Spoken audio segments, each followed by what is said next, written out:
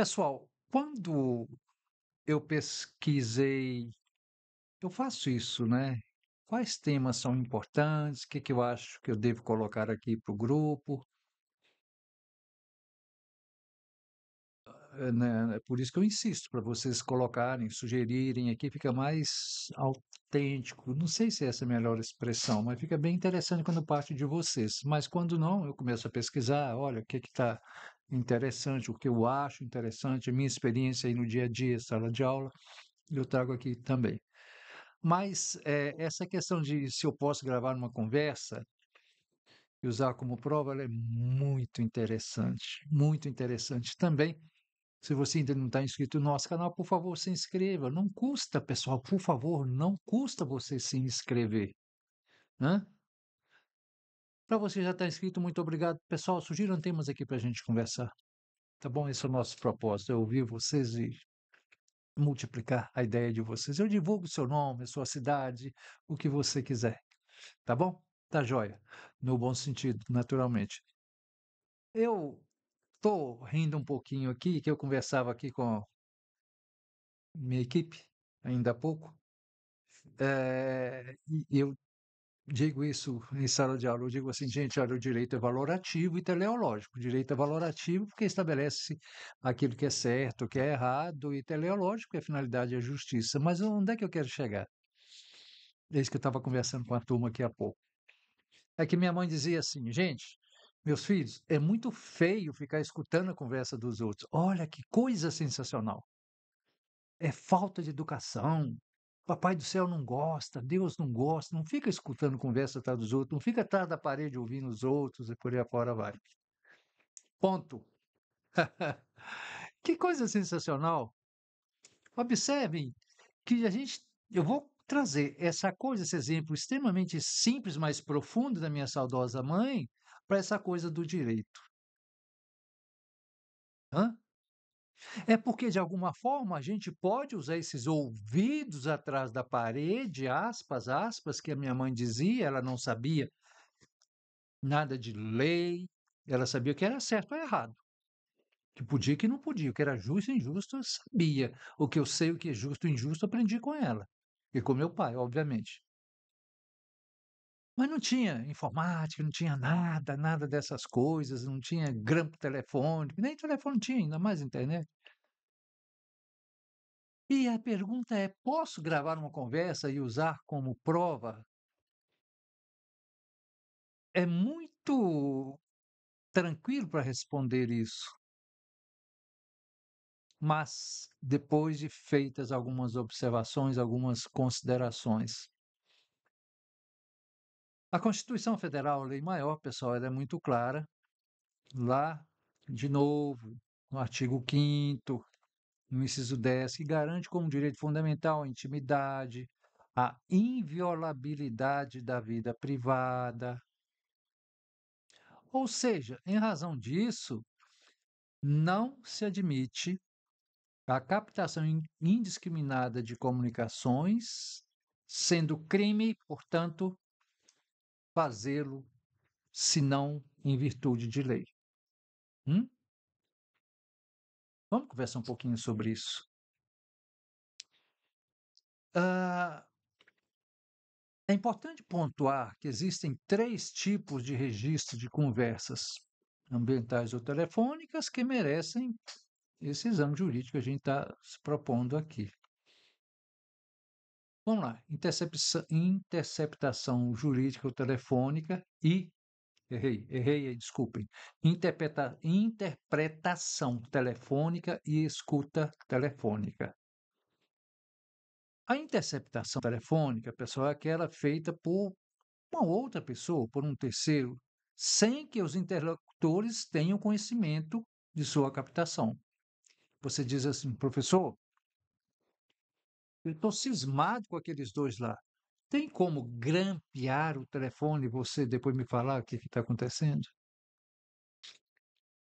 Se for realizado com autorização judicial, pessoal,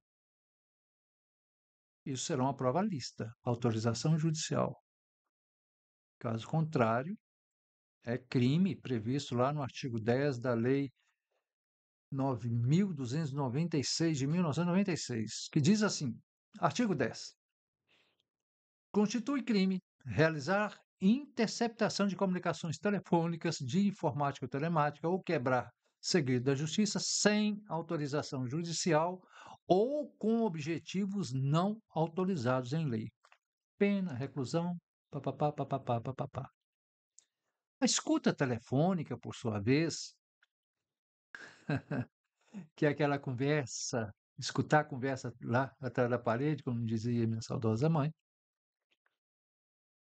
consiste na gravação feita por terceiro com conhecimento de um dos interlocutores, sendo imprescindível, do mesmo modo, ordem judicial que é autorizada.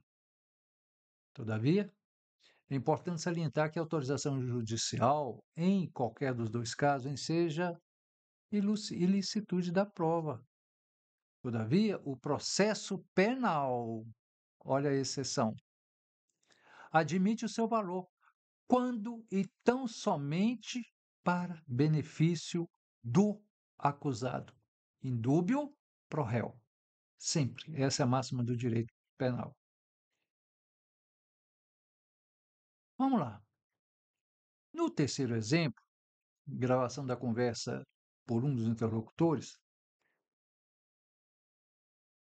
sem o conhecimento do outro, essa, na realidade, é que gera maior dúvida. Ou seja, gravação de conversa realizada por um dos interlocutores com o conhecimento do outro gera muita dúvida. Afinal, como interlocutor, eu posso gravar uma conversa sem o conhecimento da outra pessoa? Esse aqui é o tema do nosso vídeo. Em caso afirmativo, pode utilizar como prova em um processo, por exemplo.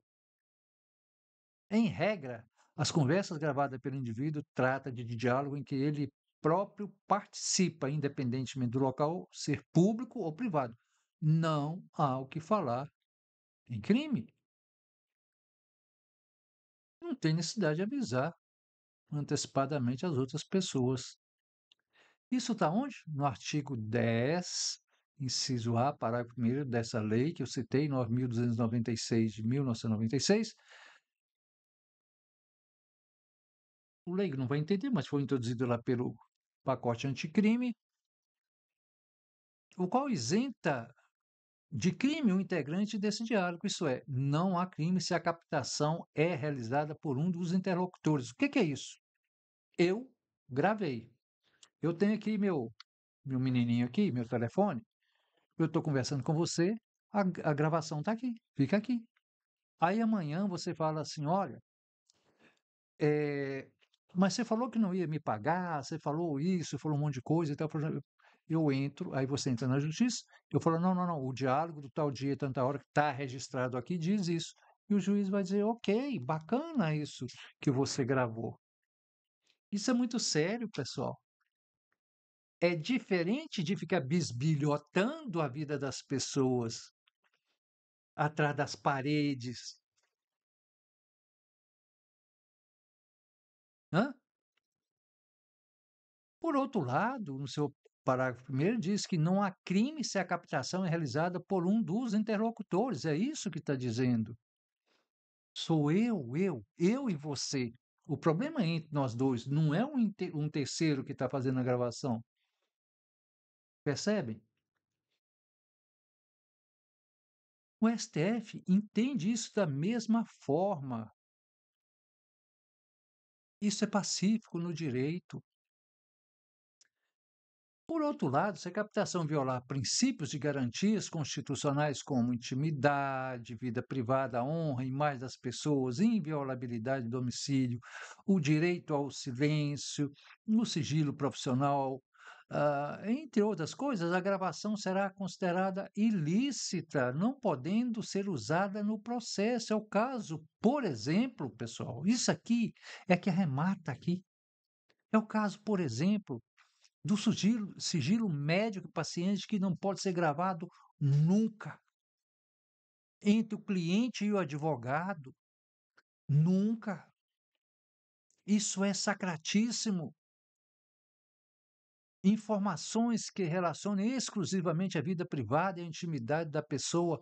Me lembro de um caso quando eu era estudante, em que um padre foi chamado para testemunhar que uma determinada pessoa havia cometido um crime, um homicídio. Ele havia matado a esposa. Padre, me perdoa que eu matei minha esposa. Esse padre foi chamado em juízo. Ele falou assim: olha, aquilo que é dito em confessionário eu não posso falar em absoluto, não posso falar nada. Ah, mas eu quero saber se realmente ele matou a esposa, se ele cometeu aquele crime ou não, e por aí fora vai. Em suma, em suma, você não pode bisbilhotar a vida dos outros, violar a intimidade, a privacidade dele. Mas você, com o seu interlocutor, sim. Tudo bem? Tá joia? E por último, nosso próximo vídeo, herdei dívidas de um parente falecido. E agora, José, o que eu faço? Devo pagar ou não devo? Como é que isso funciona? Não se esqueça de se inscrever no nosso canal, pessoal, quando acione o sininho lá. Terça, quinta, todo dia, um meio-dia. Vamos fazer esse canal crescer. Preciso de você. Precisamos, eu e toda a minha equipe. Hã? A nossa simplicidade, o nosso propósito é essa interação. A gente ficar bonito aqui na causa. Tudo bem? Um abraço. Até daqui a pouco. Herdei dívida. E agora, José? Um abraço. Tchau, tchau.